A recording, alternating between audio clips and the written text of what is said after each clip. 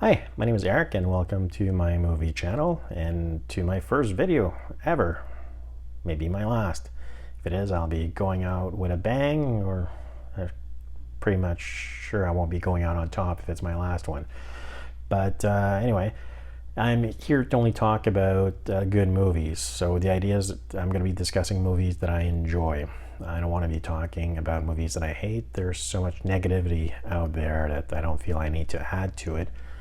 I know it's good for the soul to complain about movies, but I don't want to be talking about movies that ruined my childhood.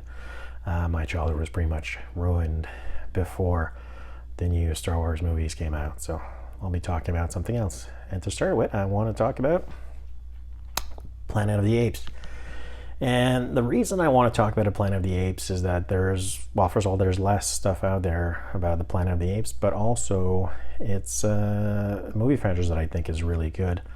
And it's a franchise that I think is underrated, goes under the radar a little bit. It's also the first franchise that I was into for sci-fi that I didn't want to live in that world. With Star Trek, it's like, oh my god, I want to live on the Enterprise. And with Star Wars, like, well, it'd be fun to have force powers and a lightsaber, but there's nothing really fun about the world of the Planet of the Apes. And that's something that is interesting to me. It's a bit of horror, it's a bit funny, has a bit of everything. And as we I'll hopefully make a video about each movie in the franchise. So I want to start with the 5 original Planet of the Apes series. I'm thinking about maybe doing a video also about the TV show from the 70s. It's okay. I'm going through it very slowly, and I was planning to watch an episode before I did this video, but my DVD completely crapped out on me. Then I want to talk about the remake, the Tim Burton one, which I haven't seen in about 20 years. I remember watching it the first time, sort of liking it, rewatching it on DVD when it came out, or probably VHS at that time, not liking it. So I'm really curious to see where I'm going to fall on which side of the aisle I'm going to fall this time. And then there's going to be the 3, computer-generated sequels that are also really good. And yes, I do realize that there's a few movies in here that are not necessarily good movies. I'm not going to name one right now, but I'm pretty sure if you've seen them, you can guess which ones are less good than the others. But I think as a whole, the franchise holds up. That's why I wanted to talk about the Planet of the Apes.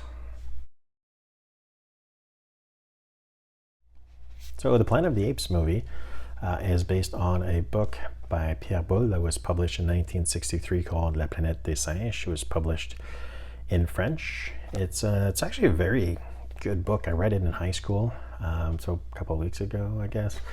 I don't remember much, but I remember passing through it in a day, maybe 2 days. It's really not a big read, and it's surprisingly good.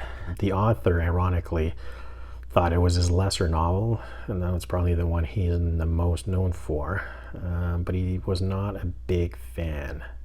But Pierre Boulle is actually a very interesting character. He was trained as an engineer. He joined the French underground during World War II and was eventually captured by the Nazis and put in a prison camp. And it's in prison camp that he got the idea for probably his best novel. I haven't read all of them, so I can't really say for sure, but it's a great piece of literature, and it's a great film too. The Bridge on the River Kwai. I would totally recommend either the book or the movie. I'm particularly into the movie, but the book is good as well. And what's interesting about Pierre Boulle is he was technically, for I guess maybe 30 years, an Oscar winner for The Bridge on the River Kwai. He was given credit for the adaptation of his own novel, even though he didn't speak any English. He only spoke French. So he was an Academy Award winner for Best Adapted Screenplay for The Bridge on the River Kwai. until the 80s. It was actually written by Michael Wilson, who actually did receive his Oscar in 1984, unfortunately after he passed away. But Michael Wilson was blacklisted. He was one of the Hollywood 10. And he also wrote Lawrence of Arabia and Planet of the Apes. So if you go from Lawrence of Arabia, World War I, Bridge and River Kwai, World War II, and Planet of the Apes, Total Destruction, it's quite a World War trilogy. It's I wouldn't say this trilogy, but it's actually a pretty good resume. He has some other interesting stuff, but just take those 3 movies, and I mean that's a career. And you can actually really see the effect the blacklisting had on this movie, or on Michael Wilson, just by reading the screenplay or by watching the movie. You've got especially in the mock trial, where you've got an overreaching government who will decide whatever they want to do. And I mean, Dr. Zayas is basically in control of the jury in a sense. I mean, there's that.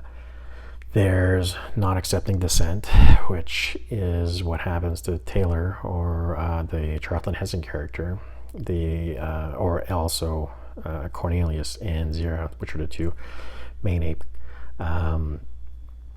characters. And you got the hero being muzzled. I mean, that's I'm not gonna say it's overhanded, but I mean it's pretty literal. He's stripped of his identity, and they want to do a lobotomy to control his voice and thoughts. I mean, you'd see everything about the blacklisting in this movie. So Michael Wilson was only the second screenwriter to work on the project. The first one was Rod Serling, who I feel needs no introduction. He's a legend on his own, one of the most important voices in sci-fi, and as well in the golden age of television, as he was the narrator and the creator of The Twilight Zone, and also one of its writers. So it's really no surprises when you learn that he is the person who came up with the ending of this story. I'm not going to spoil it. I know it's only 50 some years old. I'll spoil it later in the video, but it's also spoiled on the DVD art, probably on the Blu-ray too. I don't recall, but yeah, it's been spoiled pretty easily. But it's one of the most iconic endings of all time. One of its best for sure. It's one that I loved as a kid. It's also one I love now, and I can tell you, 12-year-old Eric did not see the ending coming. Probably should have, but science fiction was a bit different back then. Everyone spoke English, whether they were aliens or not, or apes or not, so I should have thought about that. But also I saw a dubbed version. I saw it in French, so it's I'll give 12-year-old Eric a pass on this one, but yeah, come on, you should have seen it coming. Planet of the Apes was directed by Franklin J. Schaffner, who, speaking of television, started his career doing television work. He'd done a few features, but this was his big break. And he followed it with another film at 20th Century Fox, who also used Jerry Goldsmith for the score, called Patton, which is a great war film. Not just a great war film, it's a great film in general. General, see the pun? I should probably cut that off. I probably won't. But anyway, it's a great film. And he also followed it with Nicholas and Alexander. I was going to say Fanny and Alexander, which is a different film. And also Papillon, which is not one of my favorites, but I know it has a lot of fans out there. It's a movie that I'm going to revisit one day, but I mean, it has Steve McQueen in it, so how can I not?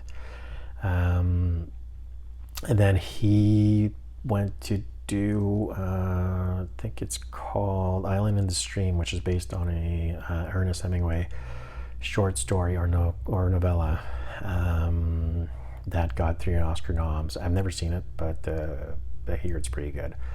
And then he does The Boys from Brazil, which is an impressive 5-picture run. Any director should be lucky to have any one or two out of these five, and he got some pretty good ones.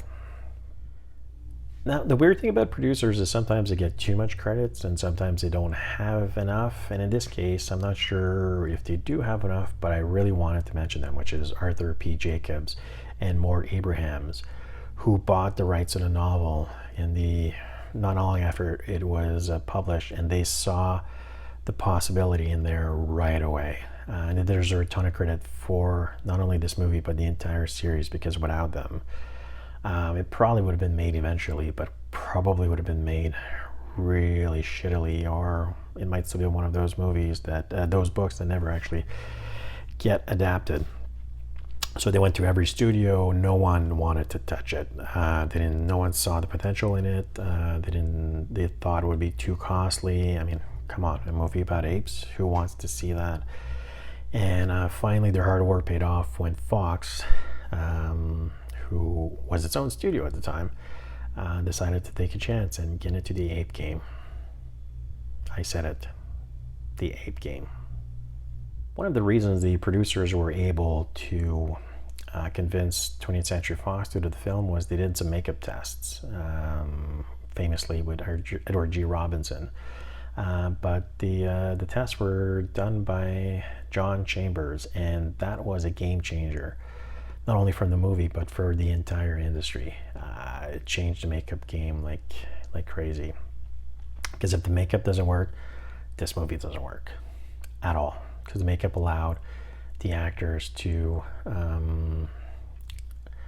actually emote, to actually show emotions. It's not just people in masks. They can make a performance with this makeup, which you probably wouldn't have maybe 2, 5, 6 years later, before. Even 2, 6 years later, you'll see some of the makeup isn't as good as in this one. But if you're interested in it, there's a movie called Making Apes, The Artist Who Changed Film, I believe it's called. It's about the making of the apes. I was going to say costume, but although the costume in this is actually pretty impressive too. But it's about the apes makeup, and I would definitely recommend it if you're interested in makeup effects, or even just a good documentary about film. It's good.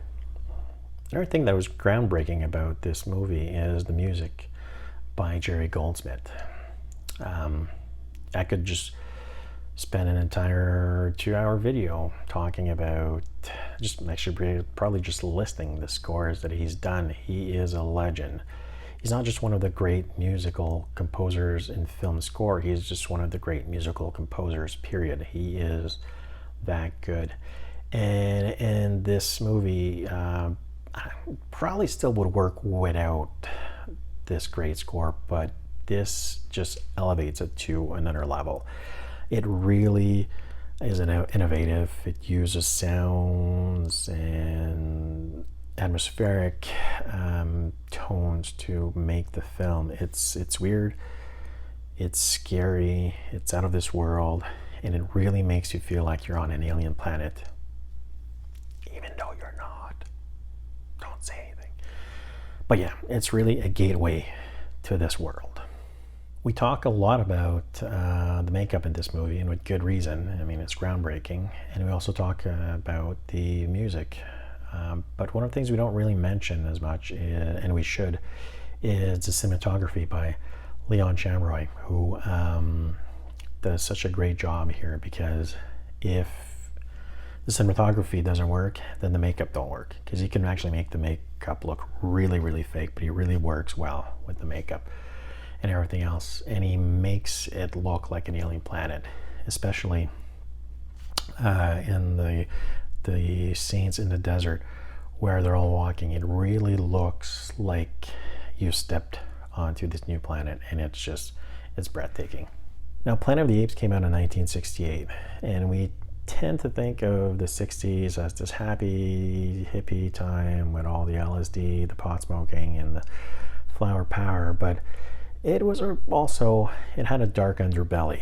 And especially in 1968, it's the year that Martin Luther King gets shot, assassinated, as well as Robert Kennedy. We have anti-war protests, there's race riots, but also in around the world. There's a huge students' protest in France. There's the Prague Spring in Czechoslovakia. There's lots of unrest around the world, and at the same time we have the moon race and the first Big Mac is sold. So it's a time of imbalance, I would say, which perfectly shows in the movie. And if you want to compare Planet of the Apes to what else was being made at the time, in genre movie, you have 2001 Space Odyssey that also comes out in 1968, but you also have Barbarella, which is on the opposite of it. A lot more entertaining to watch, not as good, but more fun to watch, I would say. And there's Night of the Living Dead, which it changed movies forever, and also brought us zombies or ghouls or whatever you call it. And on TV, you had Star Trek. That was the second and third season, and Lost in Space, which was about to do its third and fourth. Anyway, both were near the end. But that's what was playing on television.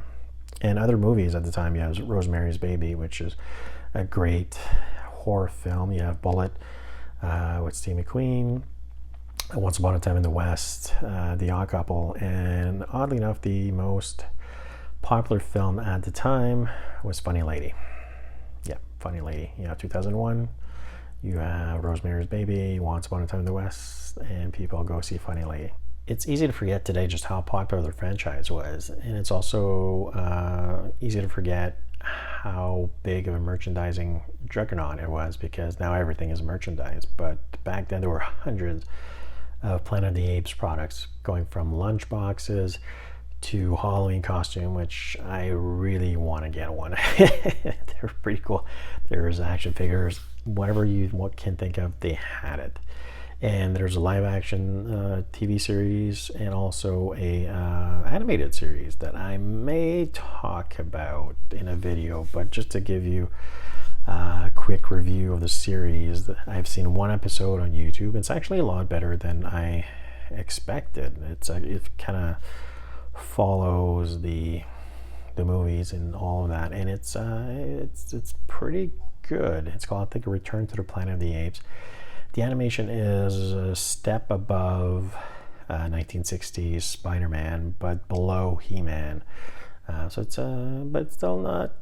It's not bad. It's over $100 for the DVD set on Amazon, and it's 13 episodes. So I'm not quite sure I want to spend that much money on an animated TV show that I even watched as a kid. I never even knew it existed until a couple of years ago.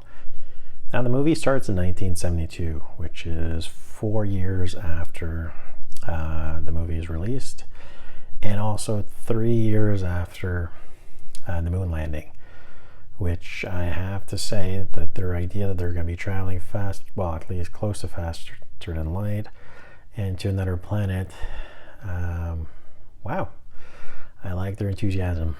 I'm a bit disappointed we didn't get there, but at the same time, not disappointed we're not overrun by apes, so maybe it was a win-win. Now, for those who may not have seen the movie, let me tell you a little bit about the plot. The movie starts with Charlton Heston, who's playing Taylor, who is leading 4 astronauts on a mission to Betelgeuse. And I'm talking about Betelgeuse, the star, not the movie. Although that might have been an interesting movie in itself. And they're putting the astronauts in cryogenic sleep, and the idea is that it's going to take about 2,000 years for them to get there. Now, I hope they did some reconnaissance, because just sending astronauts to a random planet might be suicide. But anyway, they get there, they get to the planet, but they crash. And the way they actually showed the crash is actually pretty interesting. Instead of having just this little spaceship crash in a lake, they showed from the point of view of the shuttle, which I thought was different. It's also a good way to spend money, but it's also very disorienting. Just all of a sudden you come out of the credits and boom, you're starting to crash down to Earth, and it's actually fairly impressive. They shouldn't be really too surprised why they crash. I mean, the interior of the spaceship is made out of egg cartons. Yeah, making fun of a little bit of it, but I mean, It is true. And what I really like about this sequence is that once they're out of the spaceship and the spaceship sinks, there's no hope of going back to Earth. This is it. They're stuck there. There's no pretense, oh, we're going to get the ship back and escape. It's going to be another 2 movies before they make an escape from the planet of the apes. But I really like that as a concept. That just, okay, we're here. We're screwed. Let's see what we can do. Let's make the best of it. I'm always surprised at the leisurely pace that the movie takes after the spaceship crash. It's a very not a long sequence, but it's long, but it's never boring. It really shows you this planet that is alien. The astronauts are pretty much screwed. There's no water. There's water where they crash, but if you go a bit further, there's no real water. There's no plants. So everything seems dead. It's really alien. And it's really leisurely pace. And if you think it's a bit boring, I get it, especially compared to today's standards. It's a bit slow, but it's going to pick up pretty quickly after this. But what's really surprising is that it takes about 24 minutes before we see any other humans, I guess you can call them. And it's about at the 30-minute mark before we meet any other major character. And this is Nova, played by Linda Harrison, who always kind of gets a short end of the stick here. She plays a character who doesn't speak, who's mute, and she's made fun of because she was the girlfriend of either one of the producers or the studio head. I can't quite remember.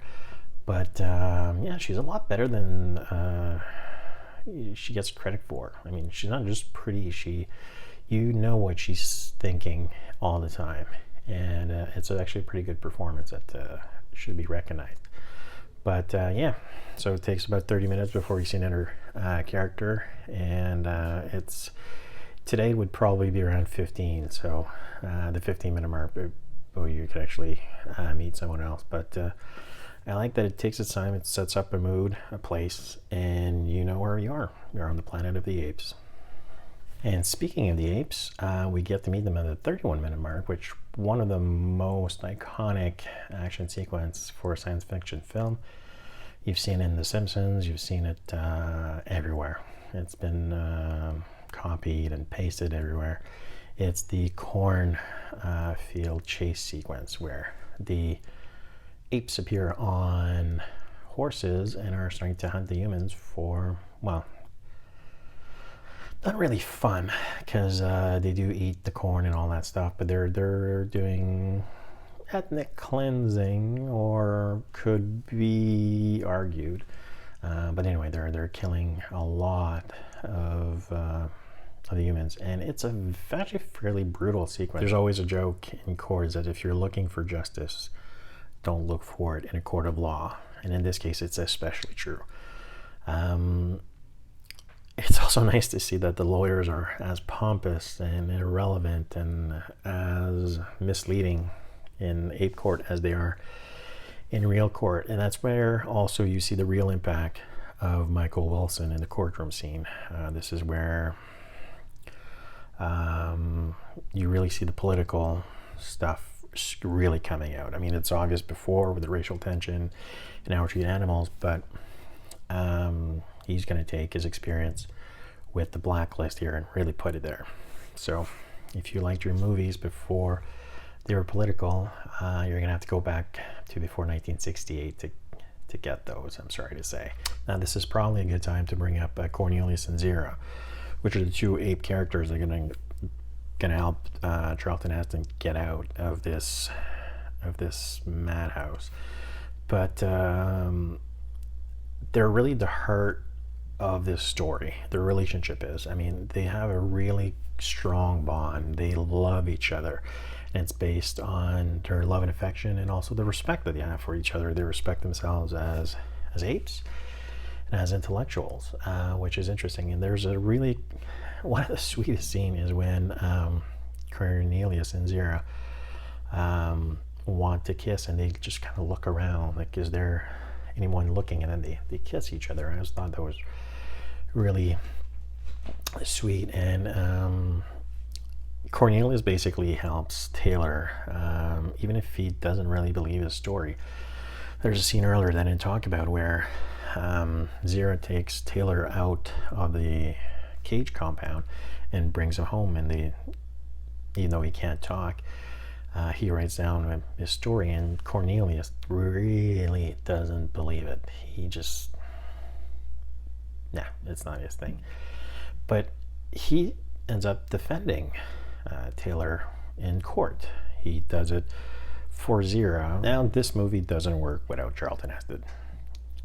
Charlton Heston, which you may remember from his great role in Wayne's World 2. And he's actually a better actor than we give him credit for. We think of him as the NRA guy who, in his last few years of his life, was losing his memory. Maybe he wasn't quite there, especially the interview with Michael Moore. And we also think of him as this biblical voice of God thing, the biblical hero from Benner and the Ten Commandments, not the Last Commandments. My grandparents would not be proud of me with this one, since they were very religious. We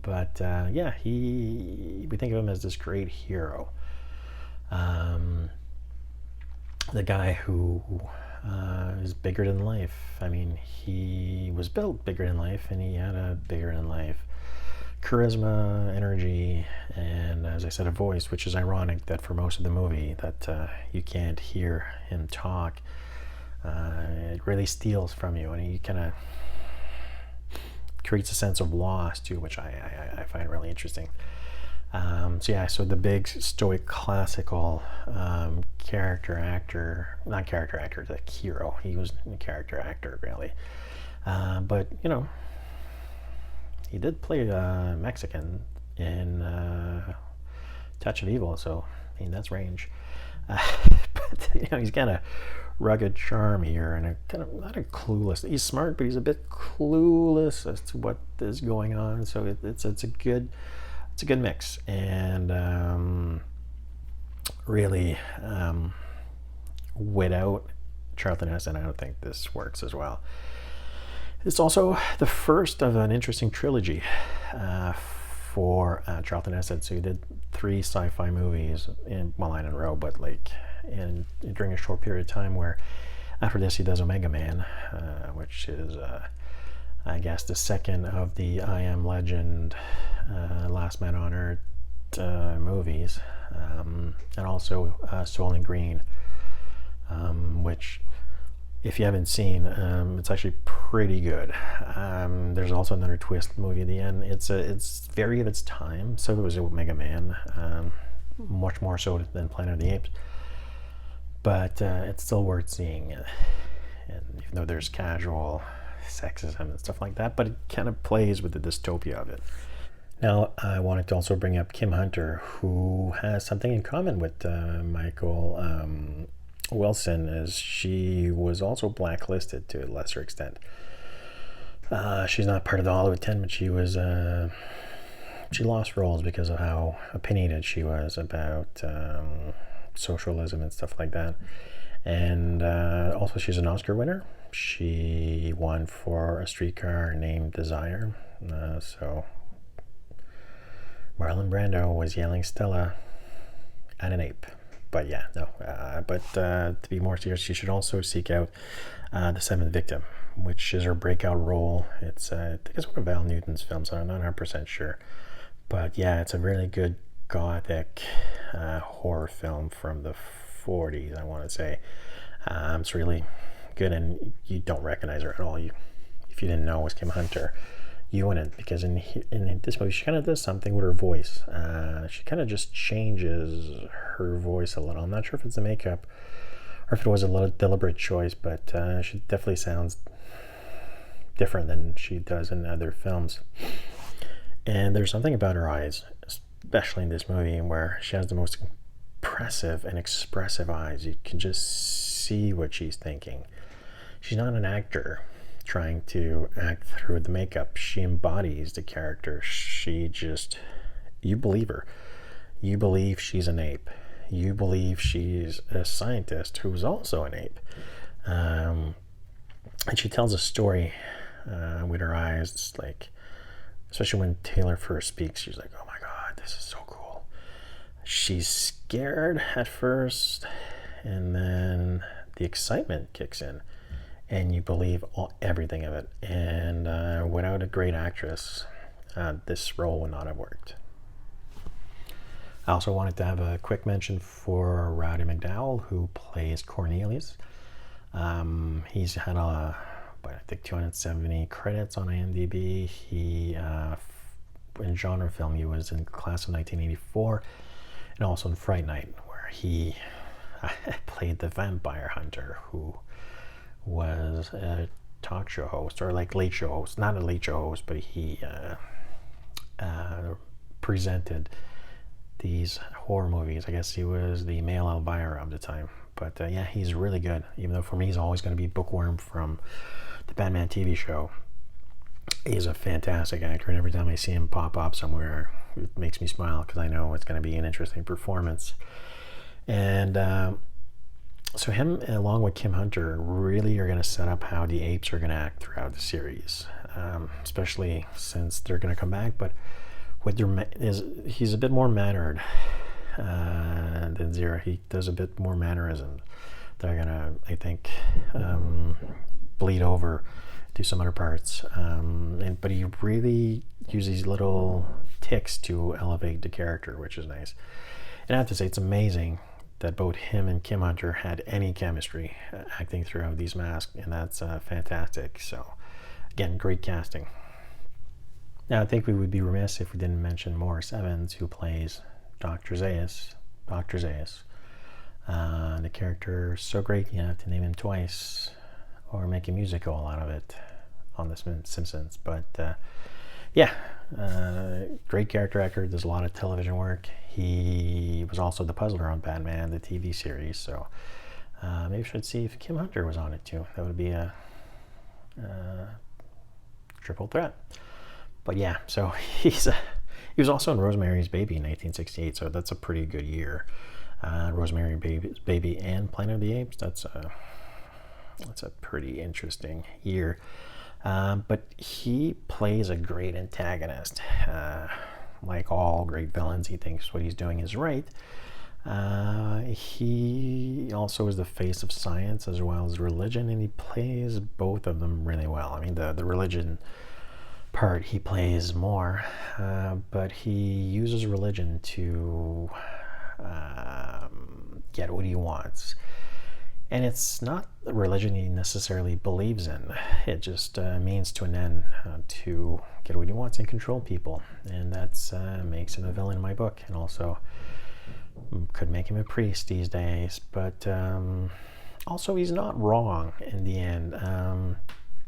Talking human would be a great threat to the apes. It could lead to rebellion, and we're going to see what it leads to in the next movie. But without spoiling the sequel, he's definitely not wrong about Taylor. Now's the time to talk about the ending of the Planet of the Apes. It's one of the great twist endings of all time. It stands there with anything you can put up next to. It's also one of the great endings of all time. To me, it's up there with Casablanca and Citizen Kane. And spoiler alert for a 50-year-old movie, they were on Earth all along. And wow, 12-year-old me did not see this one coming. And there are clues, but still, it's a great gut punch. You just feel it. It's just like, ugh. And it's such a visually nicely constructed ending. Yes, there's the iconic shot of the Statue of Liberty, which is just amazing. But my favorite shot of the scene is actually from the point of view of the Statue of Liberty. It's an over-the-shoulder shot where you see Taylor coming off his horse, and he's small and defeated. He's just escaped the apes. He's now free. That's what he thinks. And he just arrives and realizes that the Earth he knew is no more. And he just gets on his knees and wails at his ancestors, basically, and he's just there, kind of in judgment of Lady Justice, who is judging him and the entire human race, basically, for blowing it all up.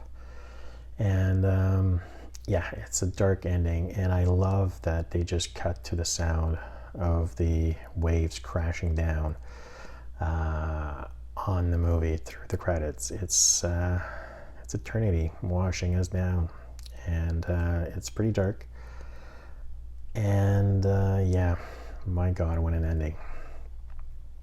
And speaking of endings, I wanted to thank you for watching this video and making it through the end. If you did, I'm surprised you did. I'm definitely surprised that I did finish it. But I'm going to come back with Beneath the Planet of the Apes. So I'm not going to tell you to do this because it's a free country. But if you liked it, please subscribe, share, or like. That way I know I'm just not screaming into the void, and someone else might be interested in hearing what I'm saying. And also, definitely please write down your comments about the movie. I'll definitely go through them, or one of them if there's just one, and we'll respond. I'd like to have a conversation about this. This is one of the reasons I'm doing it. I want it to be a dialogue. I want to talk about the movies that I like and enjoy. So please reach out and tell me what you think of this one. Thank you.